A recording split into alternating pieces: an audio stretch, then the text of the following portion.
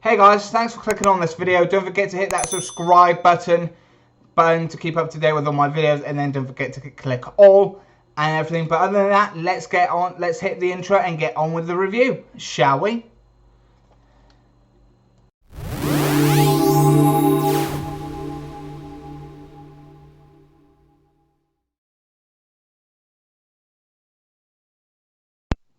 Episode 22 of Digimon Adventure 2020 has landed, and it is a very fun episode this time around, and it was a very interesting episode as well.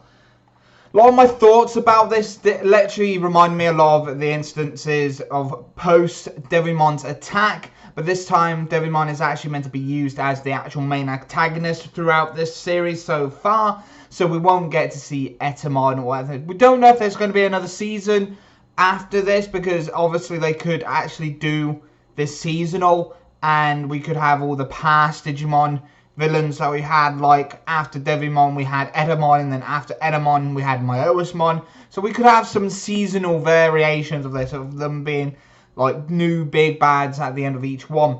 But this episode was really fun. They continued on their journey within the castle, getting to the Digi-Egg of Patamon, or Angemon as it was at this moment in time. They come about to Skull Knightmon, that we know about him from Digimon Cross Wars. That's where we first learned about Skull Knightmon.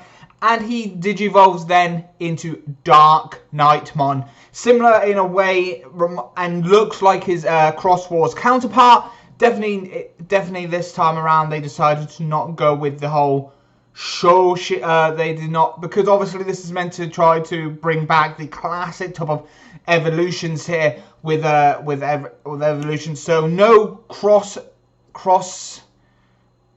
Digicross or Digifuse or whatever in this instance. It is definitely pretty much him digivolving into that, and we get to see a nice cool little evolution sequence in this episode as well. Now the continuation of this storyline as well, we got hit back to the real world where Koshirung and Sora and Co continue battling the Oligomon and trying to make sure they don't digivolve into the other form, the other Diaboromon, not the Diaboromon we know, the one that was treated like Diaboromon from the first 3 episodes. But they managed to cut them down, but we still don't know what's happening there, because they managed to defeat Calariomon, and that is literally it from their side of things. So we don't even know what's going to be happening with them at this moment in time.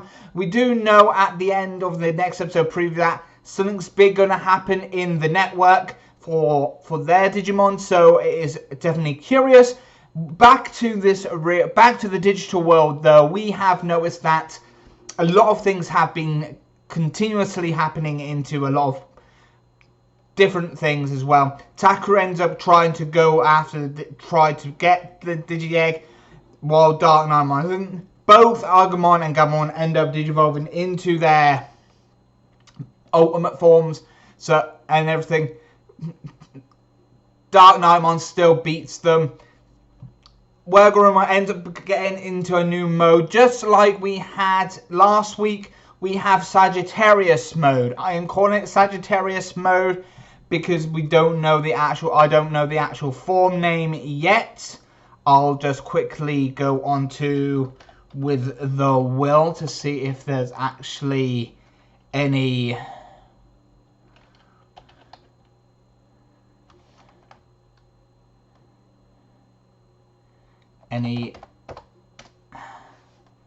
instances.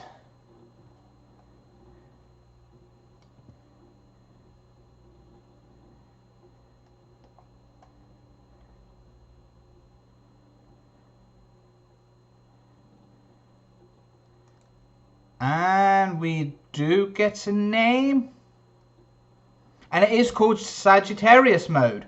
So that is definitely interesting that the mode is actually called Sagittarius mode. He gains like big, like chrome Digizoid like wings from some of his flared fur spikes from his back. They turn into chrome Digizoids wings, and he's able to fight. He rescues Takeru and Yamato from hitting the pit and bring them out, and then he manages to to stop Dark Knightmon as well with his ultimate finisher.